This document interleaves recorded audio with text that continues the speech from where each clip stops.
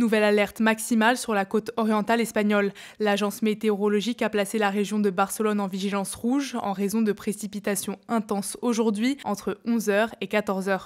Elle a évoqué sur X un danger extrême dû aux pluies torrentielles. Ne voyagez pas si ce n'est pas strictement nécessaire. La région de Tarragone, elle, est placée en vigilance orange. L'Espagne a déjà été fortement touchée par des inondations meurtrières qui ont fait au moins 217 morts, dont 213 dans la région de Valence. De nombreuses personnes restent portées disparues et le bilan pourrait encore s'alourdir. La situation devrait s'améliorer mardi et mercredi où plus aucune localisation n'est placée en vigilance orange. Le deuil laisse désormais place à la colère chez les habitants des régions sinistrées. Pour eux, les autorités ont donné l'alerte trop tard alors que l'agence météorologique espagnole avait bien prévenu d'un danger.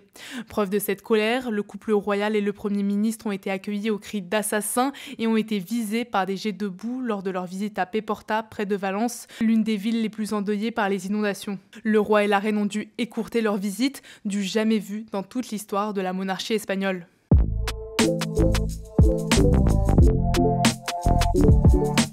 C'est un procès historique qui s'ouvre. 8 adultes, impliqués à divers degrés dans l'engrenage qui a conduit à la décapitation de Samuel Paty à la sortie de son collège de Conflans, sont jugés à partir d'aujourd'hui devant la cour d'assises spéciale de Paris. Parmi eux, le père de l'adolescente par qui le drame est arrivé et l'activiste islamiste qui ont tous les deux jeté le nom de Samuel Paty en pâture sur les réseaux sociaux. Ils seront jugés pour association de malfaiteurs terroristes et risquent jusqu'à 30 ans de réclusion.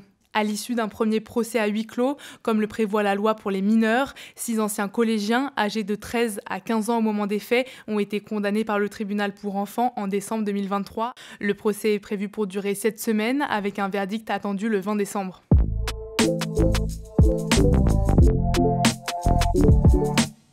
Victoire pour la candidate pro-européenne. Hier, Maia Sandu a été largement réélue présidente pour un second mandat de 4 ans grâce à la forte mobilisation d'un électorat plutôt jeune, urbain et diplômé, ainsi qu'à l'importante diaspora installée dans l'Union européenne. Dans l'entre-deux tours, le camp présidentiel a intensifié sa campagne sur les réseaux sociaux et dans les villages pour tenter de contrer les achats de votes massifs qui ont, d'après Chisinau, faussé les résultats du référendum. Le vote pour l'adhésion à l'Union européenne, il y a 15 jours, était en effet très serré, le oui l'ayant emporté à 50,35% des voix. Le pays a accueilli la nouvelle de la réélection de Maia Sandu dans le calme. Pas de scène de liesse en dehors du quartier général de campagne du camp vainqueur, ni coup de klaxon, ni feu d'artifice, comme il y a 4 ans dans les rues du centre-ville de Chisinau. Cette victoire rassure les 27 et l'Ukraine dans un contexte d'ingérence russe croissante dans son voisinage.